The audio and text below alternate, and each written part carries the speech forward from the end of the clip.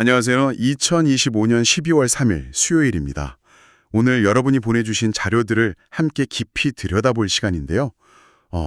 오늘 시장 분위기만 보면 정말 축제 분위기죠. 네, 맞습니다. 코스피가 41포인트나 오르면서 4036, 드디어 4000선을 다시 넘어섰고 코스닥도 상승 마감했습니다. 네, 표면적으로는 아주 좋은 소식입니다.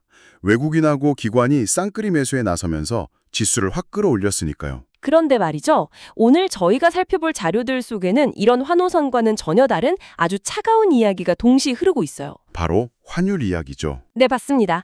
원달러 환율이 1470원을 돌파했다는 소식입니다. 증시는 역대급 강세를 보이는데 우리나라 돈의 가치는 왜 계속 떨어지고 있는 걸까요? 이 기묘한 불협화음이 오늘의 핵심 주제입니다. 맞습니다. 오늘 저희는 이 상반된 두 흐름의 원인을 좀 파헤쳐 볼 겁니다. 기록적인 코스피 지수와 이례적인 원화 약세.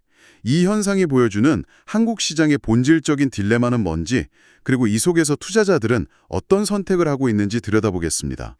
그리고 그 뜨거운 종목 이야기도 있죠? 네, 서울고속버스터미널 재개발 소식 하나로 시장을 뒤흔든 천이고속의 열풍까지 그 이면을 함께 분석해보죠. 좋습니다. 왜 투자자들은 한국 주식을 사면서 동시에 한국 돈을 버리고 달러를 사모으고 있는 걸까요? 이 질문에 대한 답을 찾아가 보겠습니다. 자, 먼저 이 기묘한 상황부터 제대로 한번 풀어보죠. 코스피는 올해 전 세계 주요 증시 중 가장 높은 수익률을 기록하고 있는데 원달러 환율은 두 달 만에 70원 이상 급등해서 지금 1471원 선입니다. 네, 보통 증시가 이렇게 뜨거우면 외국인 자금이 막 몰려들고 그럼 원화 가치도 같이 올라가는 게 이게 상식적인 흐름 아닌가요? 네, 그게 교과서적인 설명이죠. 그런데 지금 시장은 그 상식을 완전히 배반하고 있습니다. 배반이요? 네. 여기서 우리가 주목해야 할 건 이게 단순한 현상이 아니라 한국 시장의 어떤 구조적인 모순을 드러내는 신호라는 점입니다. 자료들을 보면 국내 투자자들은 물론이고 기업, 연기금까지 뭐랄까 약속이라도 한 듯 원화 대신 달러를 선택하고 있거든요. 구체적인 데이터가 그걸 뒷받침하고 있죠. 그렇습니다. 자료에 따르면 지난달 국내 5대 은행의 달러 예금 잔액이 한 달 만에 무려 22억 달러 가까이 늘었어요. 와, 22억 달러요? 네. 그래서 590억 달러를 넘어섰습니다. 몇 달간 감소세를 보이다가 다시 급격한 증가세로 돌아선 거죠. 그러니까 기관뿐만 아니라 개인들까지 다들 같은 방향으로 움직이고 있다는 거네요. 맞아요. 이 정도면 단순한 트렌드가 아니라 거의 컨센서스가 형성된 것처럼 보입니다. 정확한 지적이십니다. 개인 투자자들의 해외 주식 순매수액은 올해 벌써 3천억 달러를 돌파했고요. 국민연금은 이보다 훨씬 더 많은 해외 주식을 사들였습니다. 국민연금까지요? 네. 주요 기관 투자자들의 외화증권 투자 잔액도 2분기보다 246억 달러 이상 늘어나서 492억 달러에 달합니다. 모두가 한국 증시의 상승에 환호하는 동안 정작 국내 자본은 계속 밖으로 나가고 있는 겁니다. 서학대미들은 미국 주식 상승에 환차익까지 더블로 수익을 얻는 동안 국내 증시에만 투자한 사람들은 주가는 올라도 환율 때문에 자산 가치가 희석되는 걸 걱정해야 하는 상황이군요. 바로 그겁니다. 이 현상이 보여주는 핵심은 한국 증시의 성장 동력과 리스크가 사실상 같다는 점이에요. 성장 동력이 리스크다. 좀 더 설명해 주시죠. 코스피를 4천까지 끌어올린 건 소수의 거대 수출 반도체 기업들이잖아요. 네, 그렇죠. 그런데 바로 그 수출 의존적인 경제 구조 때문에 투자자들은 개별 기업의 성과와는 별개로 한국 경제 전체의 안정성에 불안을 느끼고 안전자산인 달러를 찾는 겁니다. 즉 코스피 상승의 엔진이 동시에 원화 약세의 원인이 되는 아이러니가 발생하고 있는 거죠. 정말 흥미로운 분석이네요. 결국 높은 수익률에도 불구하고 투자자들의 완전한 신뢰를 얻지 못하고 있다는 뜻으로 들립니다. 네, 게다가 관세 협상으로 인해서 미국에 투자하기로 한 약속들이 추가적인 달러 수요를 만들고 있고요. 반대로 높아진 관세는 국내 기업이 벌어들이는 달러 수입을 줄일 수 있다는 우려까지 겹치면서 이런 강달러 기조가 당분간 이어질 수 있다는 게 전문가들의 시각입니다. 자, 이 부분을 읽으면서 정말 놀랐습니다.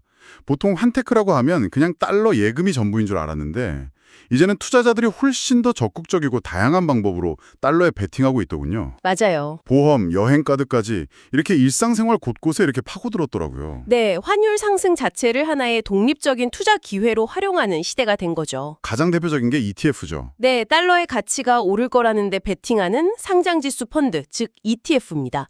심지어 그 상승률을 2배로 따라가도록 설계된 레버리지 상품도 있고요. 수익률도 꽤 높더라고요. 이 레버리지 상품은 최근 2달 수익률이 10%를 넘었습니다.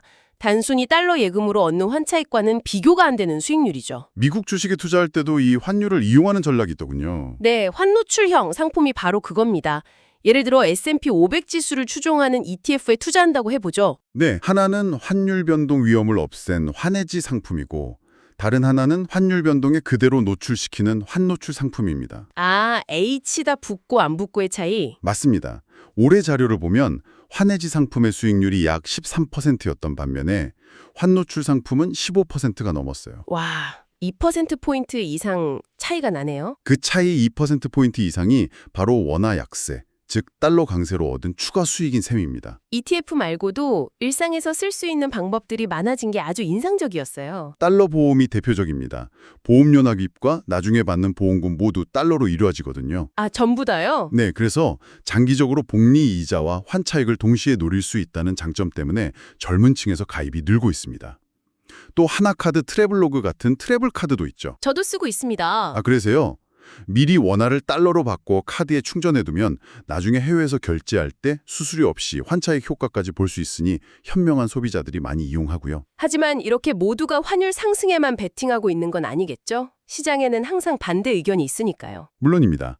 아주 중요한 포인트예요.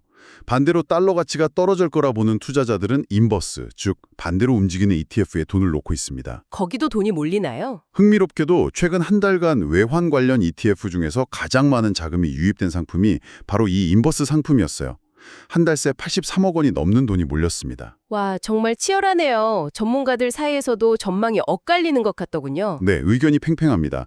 한쪽에서는 일본은행, BOJ가 꼭 금리를 인상할 가능성이 크다고 보고요. 그렇게 되면 엔화가 강세로 돌아설 것이라고 봅니다. 엔화랑 원화가 같이 움직이는 경향이 있으니까. 맞습니다. 엔화와 동조화 경향이 강한 원화 역시 덩달아 강세 압력을 받으면서 환율이 1,470원대에서 고점을 찍고 내려올 거라는 분석이죠. 다른 쪽 의견은요? 다른 한편에서는 달러 유동성 부족 신호처럼 달러 자체의 강세 요인이 여전해서 변동성이 매우 높은 상황이니 섣부른 예측은 금물이라는 경고도 함께 나오고 있습니다. 지금까지는 거시경제 지표를 보면서 움직이는 비교적 이성적인 투자자들의 움직임을 살펴봤는데요. 네. 그런데 자료를 넘기다 보면 시장의 또 다른 얼굴, 완전히 다른 종류의 열기를 보여주는 사례가 나옵니다. 바로 천일고속 이야기죠. 네, 고속버스 회사인 천일고속이 국어레일 연속 상한가를 기록했습니다. 9일 연속이요. 네, 불과 보름 만에 주가가 10배 넘게, 정확히는 954% 폭등했어요. 954%. 정말 비현실적인 숫자네요. 도대체 무슨 일이 있었던 건가요? 재개발 소식 하나 때문이라고 하던데 그게 이렇게까지 주가를 끌어올릴 만한 재료인가요? 발단은 서울시가 서초동 서울고속버스터미널 부지를 최고 60층 높이의 주상 복합빌딩으로 재개발하겠다고 발표한 것이었습니다. 네. 천일고속이 바로 이 터미널 부지 지분 16.67%를 보유한 2대 주주거든요. 1대 주주는 70% 이상을 가진 신세계 센트럴시티고요. 이 소식이 전해지자 재개발 시 지분 가치가 천문학적으로 급등할 것이라는 기대감이 몰리면서 소위 묻지마 투자가 이어진 겁니다. 열기가 어느 정도였나요? 랠리 직전에는 하루 거래 대금이 757만 원에 불과했던 종목입니다. 757만 원이요? 네. 그런데 최근에는 하루에 433억 원까지 폭증했어요. 570배나 늘어난 거죠. 5,700배요. 하루에 웬만한 중소기업 1년 매출만큼의 돈이 이 종목 하나에 오갔다는 건데 이게 바로 시장의 광기라는 걸 보여주는 것 같습니다. 그렇죠. 심지어 지분이 0.17%밖에 없는 동양고속 주가까지 덩달아 상한가를 쳤다면서요? 네, 그야말로 테마주 광풍이었습니다. 알겠습니다. 재무 상태도 안 좋고 유통 물량도 적다는 건데 그래도 투자자들 입장에서는 그래서 터미널 부지 가치 하나만 보고 가는 건데 라고 생각할 수도 있지 않을까요? 이런 자산주 투자는 원래 펀더멘털과 무관하게 움직이기도 하잖아요. 아주 예리한 질문입니다. 실제로 많은 투자자들은 그렇게 생각하고 뛰어들었을 겁니다. 네. 하지만 바로 그 지점에 이 투자의 가장 큰 위험이 숨어 있어요. 우선 재무 상태를 보면 천일고속은 3년 연속 영업적자를 기록 중이고 부채 비율은 377%에 달합니다. 본업으로는 전혀 돈을 못 벌고 있다는 뜻이죠. 더 큰 문제는 유통 물량입니다. 발행 주식의 약 86%를 최대 주주 일가가 꽉 쥐고 있어요. 실제 시장에서 거래되는 주식은 14%에 불과합니다. 그게 왜 그렇게 위험한가요? 이런 구조에서는 아주 적은 매수세만으로도 주가가 쉽게 급등할 수 있지만 반대로 작은 매도 물량에도 주가가 폭락할 수 있습니다. 아, 변동성이 엄청나겠군요. 한마디로 극도로 커서 누군가 대량으로 주식을 던지기 시작하면 순식간에 주가가 반토막 혹은 그 이상으로 떨어질 수 있다는 거죠. 심지어 재개발 계획조차 아직 구체적인 윤곽이 나온 것도 아니고요. 그렇군요. 그래서 시장 전문가들은 재개발 이슈 외에는 상승 동력이 전무한 매우 위험한 폭탄 돌리기 게임이라고 공통적으로 경고하고 있습니다. 천일고속처럼 하나의 테마에 모든 걸 거는 투자가 있는가 하면 오늘 보내주신 자료에는 이런 변동성 속에서 좀 더 긴 호흡으로 시장의 큰 흐름을 타려는 움직임도 담겨 있더군요. 맞습니다. 바로 AI 칩 전쟁과 배당주라는 두 가지 큰 흐름이죠. 네. 먼저 AI 칩 전쟁의 수혜주로 국내 반도체 기업들이 다시 주목받고 있습니다. 최근 구글이 자체 AI 칩 제미나이 3를 공개하면서 AI 칩의 절대 강자인 엔비디아의 도전장을 내밀었잖아요. 이 경쟁이 우리 기업들한테는 오히려 좋은 기회가 될 수 있다는 분석이 흥미로웠습니다. 보통 경쟁이 심해지면 부품사들은 힘들어진다고 생각하기 쉬운데요. 이번엔 좀 다릅니다. AI 서비스가 확대될수록 핵심 부품인 고대역폭 메모리, HBM과 서버용 D램 수요는 폭발적으로 늘 수밖에 없기 때문이죠. 아, 시장 자체가 커지니까. 그렇죠. 증권가에서는 삼성전자와 SK하이닉스 모두에게 40% 안팎의 주가 상승 여력이 있다고 분석합니다.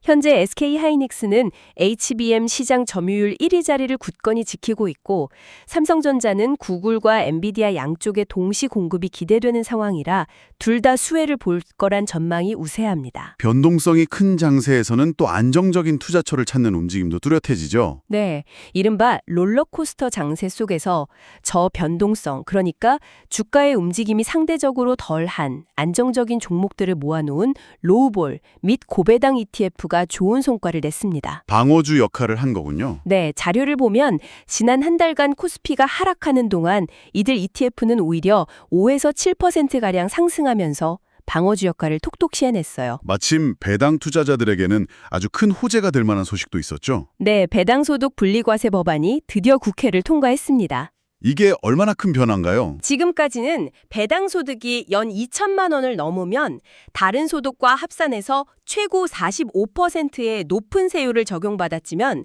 이제는 연간 배당금이 3억 원 이하여도 최대 20% 세율만 적용받게 되면서 배당 투자의 매력이 훨씬 커졌습니다. 어떤 업종들이 수혜를 볼까요? 은행, 보험, 통신 같은 전통적인 고배당주는 물론이고요. 최근 배당을 크게 늘리고 있는 조선, 자동차, 증권 업종이 새로운 수혜주로 꼽힙니다. 아, 그렇군요. 다만 여기서 주의해야 할 점이 하나 있습니다. 단순히 배당 성향, 즉 순이익 중 배당금 비율만 보고 투자하면 안 된다는 겁니다. 착시 현상이 있을 수 있다. 네, 순이익 자체가 줄어서 배당 성향이 높아 보이는 건 아닌지 기업의 근본적인 이익 체력을 반드시 함께 따져봐야 합니다. 마지막으로 코스닥 시장도 꿈틀거리고 있다는 소식도 있었네요. 네, 코스닥이 6거래일 연속 상승하면서 사상 첫 시가총액 500조 원 돌파를 눈앞에 두고 있습니다. 정부의 코스닥 활성화 정책에 대한 기대감이 커지면서 시장에 자금이 유입되고 있는 모습입니다. 오늘 정말 복잡하게 얽힌 시장의 속내를 깊이 들여다본 것 같네요. 정리해보면 코스피는 4천선을 돌파하며 겉으로는 화려한 강세장을 보이고 있지만 네, 그 이면에서는 원화 가치 하락에 대한 깊은 불안감으로 자금이 달러로 이동하는 두 얼굴의 시장을 확인했습니다. 네. 그리고 이런 거시적인 흐름 속에서 투자자들은 ETF부터 달러 보험까지 다양한 상품으로 기회를 모색하거나 때로는 천일고석처럼 재개발이라는 하나의 이슈에 모든 것을 거는 과감한 베팅도 서슴지 않고 있습니다. 그렇죠. 그 와중에도 AI나 배당주가 큰 거대한 테마는 꾸준히 시장을 움직이는 동력이 되고 있고요. 네, 오늘 보내주신 자료들을 통해 시장의 여러 단면을 입체적으로 볼 수 있었습니다. 여기서 마지막으로 여러분이 한번 생각해 볼 만한 질문 하나를 던지며 마무리할까 합니다. 네. 오늘 자료 중에 미국 의류업체 아메리칸 이글에 대한 흥미로운 기사가 있었어요. 이 회사가 운영하는 두 개의 브랜드가 있는데 한 브랜드에서는 일부러 논란을 일으키는 소위 정치적으로 올바르지 않은 광고를 해서 엄청난 화제와 매출을 올렸다고 합니다. 아, 노이즈 마케팅 같은 건가요? 그런 셈이죠. 그런데 동시에 다른 속옷 브랜드에서는 다양성과 포용을 강조하는 정반대의 마케팅으로 또 성공을 거뒀어요. 하나의 회사가 완전히 다른, 심지어 모순되는 두 가지 전략을 동시에 구사하는 셈이네요. 바로 그 점입니다. 오늘 우리가 본 것처럼 자본의 흐름이 단순히 재무제표나 경제지표를 넘어 이런 이야기, 논란, 그리고 사회적 분위기 같은 내레티브에 의해 크게 움직이는 시대입니다. 그렇죠. 그렇다면 여러분의 투자 결정 과정에서 이제 기업의 마케팅이나 문화적 스탠스는 얼마나 중요한 변수가 되어야 할까요? 한번 고민해 보시는 것도 흥미로울 것 같습니다.